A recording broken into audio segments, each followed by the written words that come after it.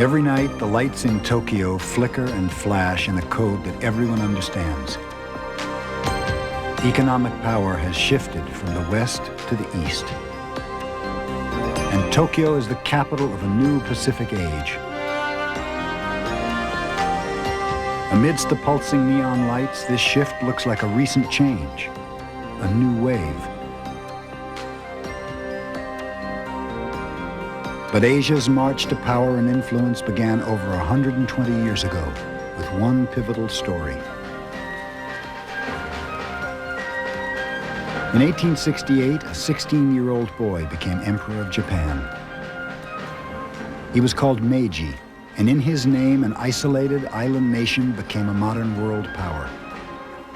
The shock waves would transform the Pacific world.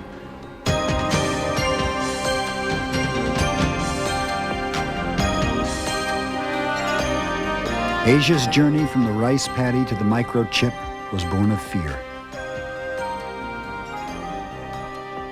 1 century ago, Asia's choice was clear: modernize or be conquered by the Western powers.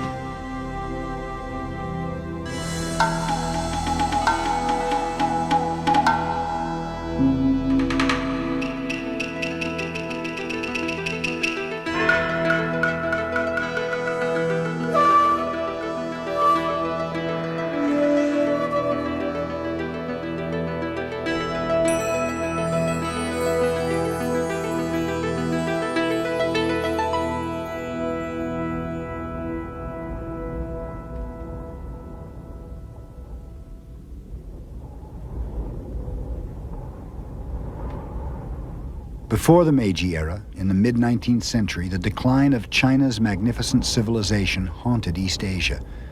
Consumed by famine and rebellion from within, China was also attacked from without by British gunboats, forcing open the country to Western trade. Scarcely noticed, except by a few Dutch traders, was a small string of islands called Japan.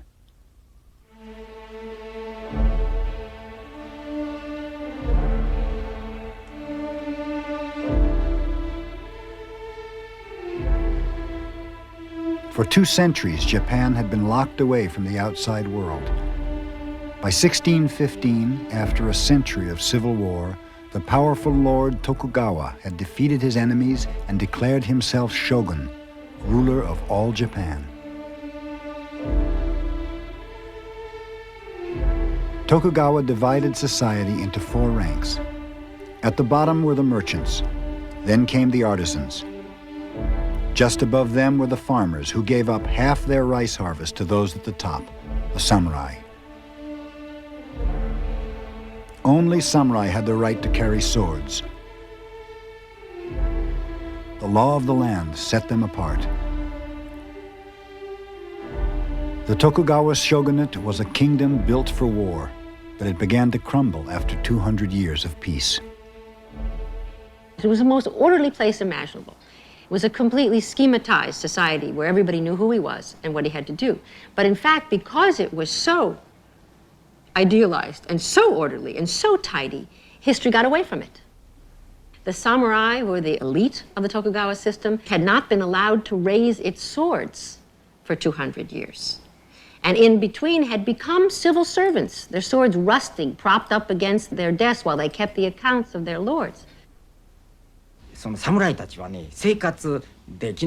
of these samurai ceased being able to make a reasonable living, so they went into debt to the merchants. And although the merchants were at the very bottom of the Confucian hierarchy, they began to have more and more power over the samurai who were in their debt. Merchants, once scorned under the Confucian hierarchy, became more powerful as Japan's barter economy gave way to a new money economy. The hustle of merchants turned the world of the samurai upside down. Japan was a society about to explode. The coming of the West struck the spark.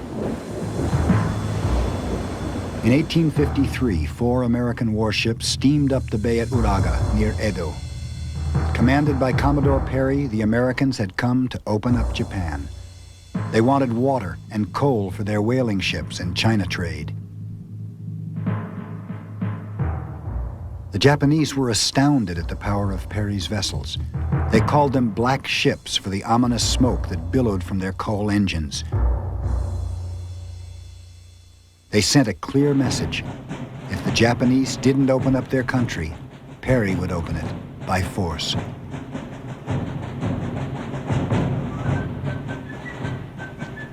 Most Japanese had never seen a Westerner. In the first portraits of Perry and his men, they marveled at the strange-looking barbarians from across the sea. On shore, Perry showered his hosts with gifts, including a toy steam locomotive which the Japanese studied with fascination. The impact of Perry's visit was extraordinary. All those strange, huge black ships, the strange people, red-faced foreigners, it was as if they came from Mars. And of course, they brought machines with them. The Japanese had never seen technology like this toy train before. They were fascinated. The British, Russians, French, and Dutch quickly followed Perry into Japan. Overrun with strange foreigners, the Shogun government opened the Institute for the Investigation of Barbarian Books.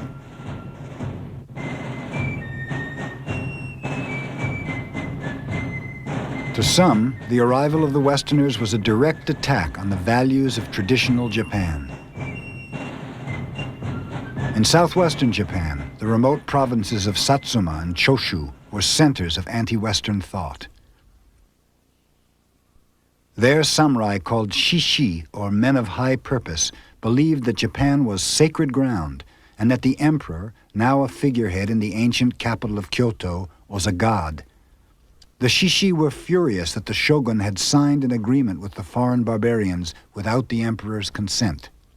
The initial Japanese response to the West was xenophobic, anti-Western. The great slogan of the time, Son no Joi, of revere the emperor and expel the barbarian. Japan understood as sacred territory, and these fools were not to be allowed in, regardless of Perry's show of force. And that this was not just talk.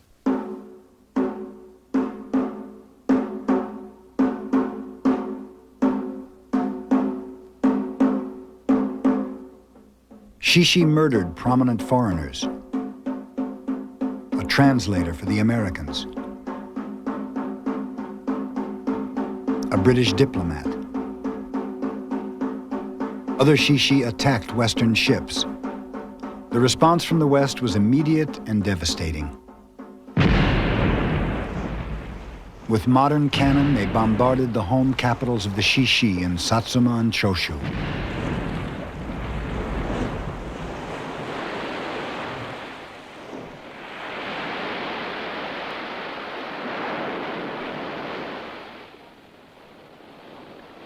Today, the battlements remain from the walled city of Hagi, the old Choshu capital. And much of the town looks just as it did over 100 years ago. Here, samurai retreated within their city walls to find a way to expel the hated but well-armed barbarians.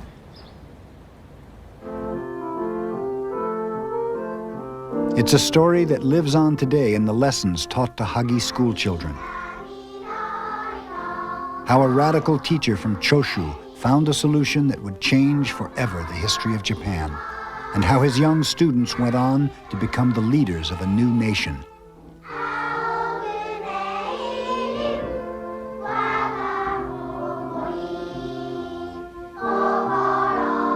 Today, the teacher is revered in Hagi as one of Japan's great heroes. His name was Yoshida Shoin. At the Hagi Grammar School, first graders recite a saying by Yoshida every day before school.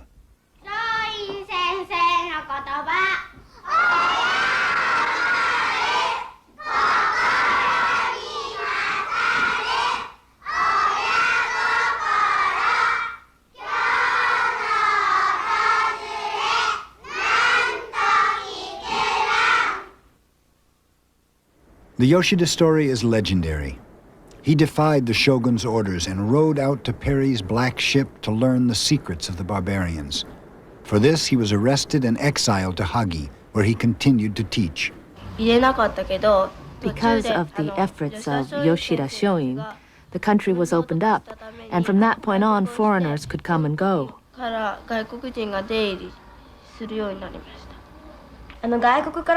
we have many things that we import from foreign countries, like bread and bananas and pineapples, and they're really delicious.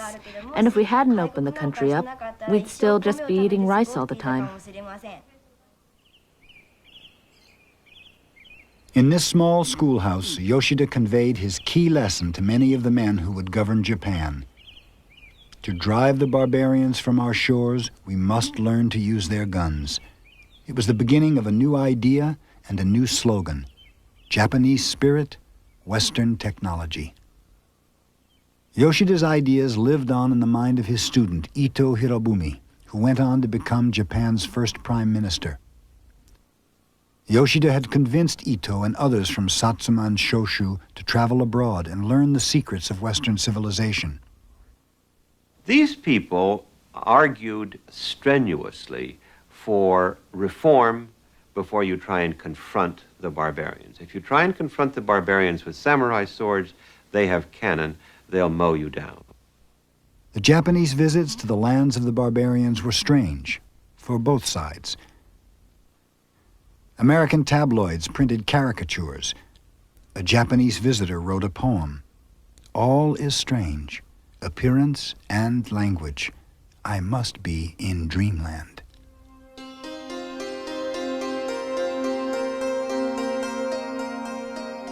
For centuries, it was China that had captured Japan's imagination with a culture that dominated the Pacific.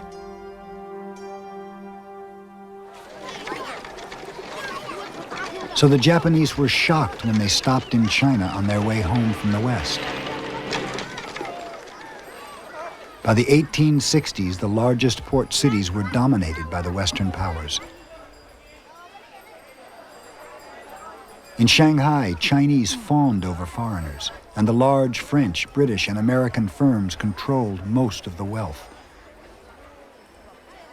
The humbling of mighty China propelled the Shishi into action. First, the Satsuma Choshu regions armed themselves, Western style. Then they joined forces to topple the shogun and take charge of Japan. By the 1860s, as America fought its own war between the states, Japan too was plunged into a state of civil war. Terrorists for and against the shogun conducted a campaign of assassinations, robbing the country of many of its most prominent leaders. In 1867, Saigo Takamori led an army of the Satsuma Choshu alliance and defeated the shogun's army near Kyoto.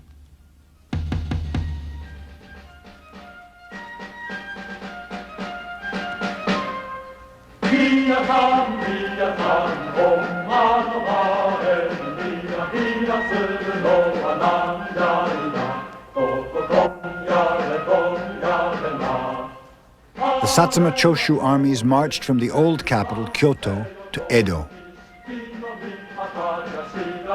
They renamed the city Tokyo, or Eastern Capital, and they brought with them the 16-year-old boy emperor. Newly installed in power, the emperor was renamed Meiji, or Enlightened Rule. He became the symbol for a new Japan that would transform itself in 40 years, from a country of rice paddies to a modern military and economic power that could stand up to the West. It was the emperor's government, but the governing was really done by a very small group of young samurai. Most of them were in their early 30s and late 20s. An amazing group of bright samurai bureaucrats. They started from scratch with the task of building a whole nation. These are young men who essentially usurp their position. They control the seals of the Emperor Meiji and therefore are able to issue orders in his name. Once they are there, and they have a new capital, and they have an emperor who's only 16 years old, he's not someone that they can do too much with, he doesn't know how to ride a horse, but they, in the name of the emperor, begin to think of their new government. And from 1868 to 1873, a transformation takes place that no one had envisaged in that form. And the first few years were very uncertain.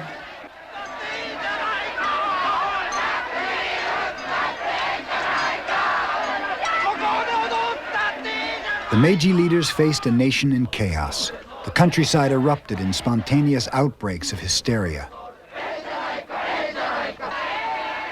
Only a year before the restoration, thousands of people had danced into Edo, tossing banknotes in the air and yelling, "Ejanaika, Ejanaika," meaning, who cares, or what the hell.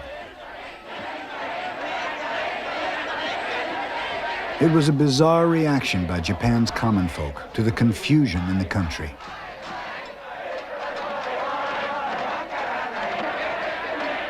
To bring order to anarchy was the key challenge to the Meiji bureaucrats. Well, these young samurai, Ito, Saigo, Okubo, really had to start building the whole administration. They had to have a finance ministry, a tax policy, a defense policy. They had to have an agriculture policy. They were starting from scratch and working out by themselves the mechanism of government for a huge country. What happened was that all of these reforms, which were highly forward-looking in terms of 19th century politics and society, were made in Tokyo on paper. That is to say, they were proclaimed, let there be compulsory education. And you, the villagers, will pay for it. Let there be a national army. You, the villagers, will run the draft system. Farmers were outraged by higher tariffs and what they called the blood tax. Government officials taking their sons off the land to serve in the army.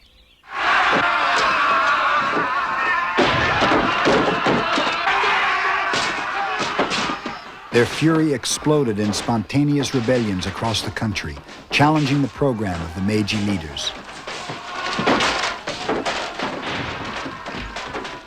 People were very upset, very disturbed. They could solve the farmers' problem rather easily. You could cut taxes and keep that sector happy. But there was a wider problem beyond that. How are they going to give everybody in this country a sense of participation, a sense of citizenship, a sense that they were part of the reform movement? The first hardest thing they had to do was to destroy their own class.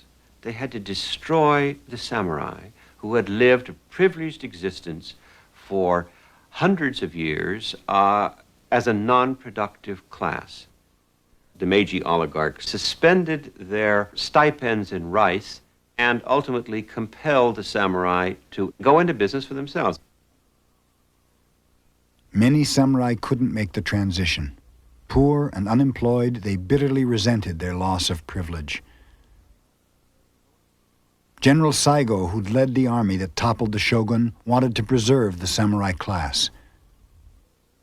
He argued for a plan to employ samurai by invading Korea. When Meiji's more cautious leaders overruled him, he left the government. When they abolished samurai stipends, Saigo went to war against the government he'd helped to establish.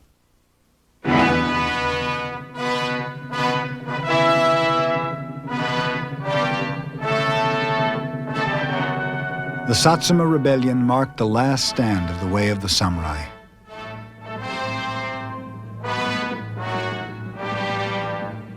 In the greatest battle, Saigo's colorful samurai laid siege to Kumamoto Castle.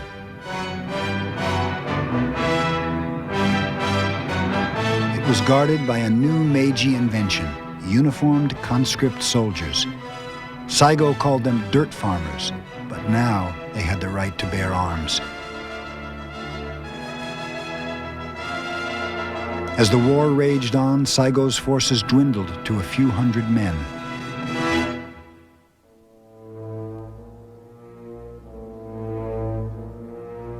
Saigo beat a bitter retreat to his home in Kagoshima, where, in true samurai fashion, he committed seppuku, ritual suicide. Saigo's death was the death of the samurai class. It also marked the true beginning of the Meiji transformation. The new era had a new slogan, Bunmei Kaika, civilization and enlightenment. It meant, in a superficial way, a love of all things Western, from beer to bustles to beef. It also meant something more profound, a new sense that with the samurai gone, all would be equal under the rule of the emperor. I think this may sound a little bit paradoxical, but the restoration of the absolute power itself enabled the democratization of Japan, because with the single absolutely powerful power at the top, the rest came more or less the same. Equality of opportunity meant everyone suddenly had an incentive to improve their own lives by modernizing Japan. Such was the notion of Fukuzawa Yukichi. Fukuzawa had traveled overseas, and he, more than any other, popularized Western ideas.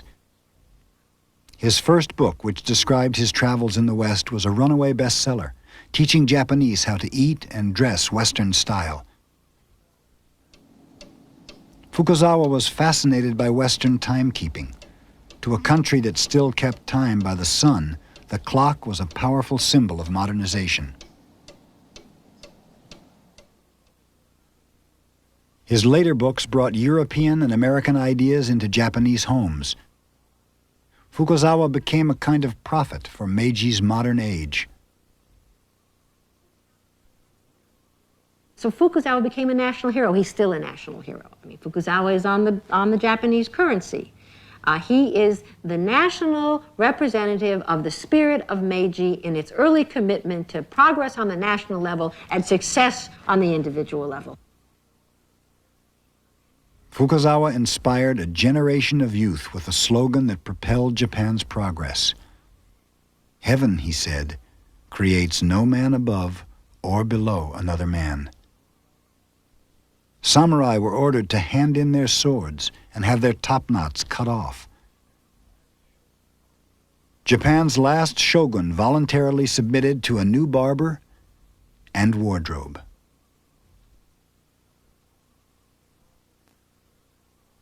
Throughout the land, haircutting became big business, and Fukuzawa himself was eagerly transformed from samurai to gentleman.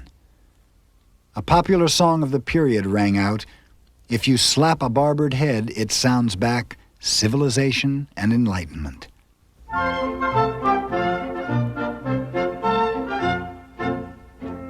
At first, progress meant aping all things Western. Some Japanese wanted to abolish the Japanese language in favor of English. Others proposed intermarriage with Westerners as a way of improving Japan's racial stock. To many citizens, this era meant the beginning of electricity. But it was the explosion of wheels in Japan that truly marked the Meiji transformation. The invention of the rickshaw was as momentous in Japan as the coming of the Model T Ford 40 years later. Then came the horse-drawn trolleys, and after that, perhaps the most important of all Meiji machines, the train. The great symbol of Japan's modernization.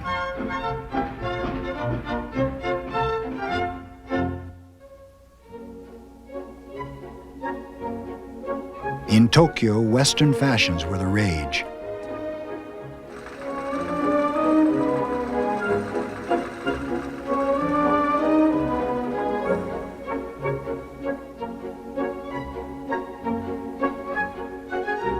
High society quickly learned the latest steps, and Japan's first ministers became known as the dancing cabinet for the fancy dress balls they hosted for foreign dignitaries. Foreign cartoonists savagely mocked the strivings of the Japanese, and the Japanese struck back at the West in new satirical magazines.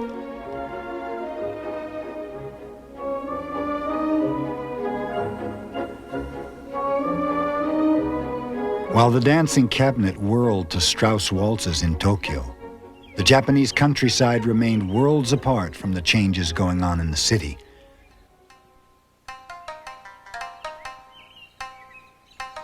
For many farmers, daily life was bitter and hard. They worked with the knowledge that the countryside was paying for progress in the cities, the fancy dress balls, the splendid new government buildings.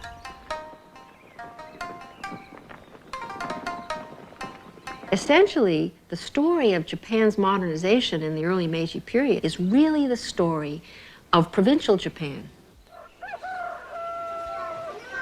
The government depended on the farmers for their product. They depended on land tax for government revenues.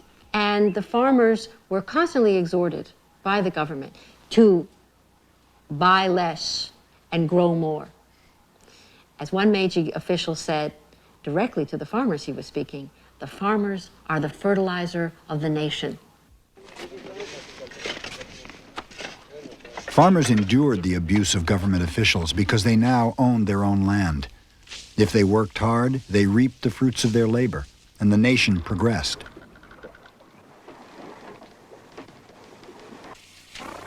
So when the government needed schools, the farmers built them, and education became the cornerstone of Japan's modernization.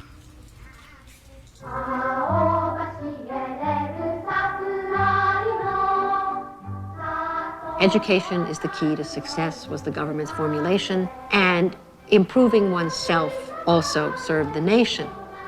Even though they had to pay for that education, they knew that their children would get ahead, and the children knew that by their getting ahead, the family's honor would be blessed. So that the Japanese really saw education as a route to personal betterment and a way to even out and equalize and open opportunity to everybody. As opportunity increased, so did expectations. Those who worked and paid for the nation wanted a say in the way it was run. A conflict was building between the small group of Meiji leaders and those who wanted democracy and a constitution.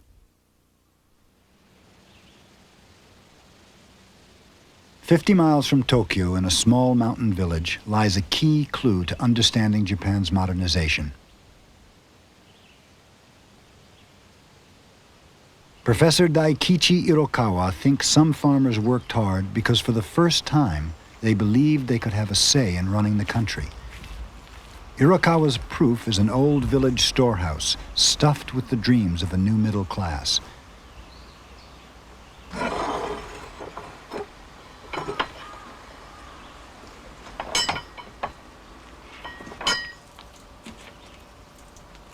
Inside this storehouse, Irokawa discovered something that demolished the accepted version of Japanese history.